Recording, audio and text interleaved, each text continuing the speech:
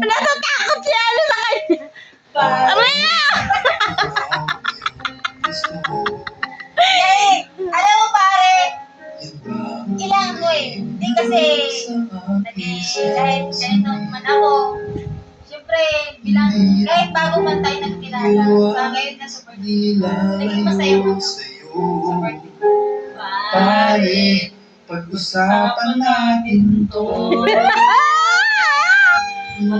Kilig-kilig ako sa dalawa kayo. Sa pagtingin sa akin.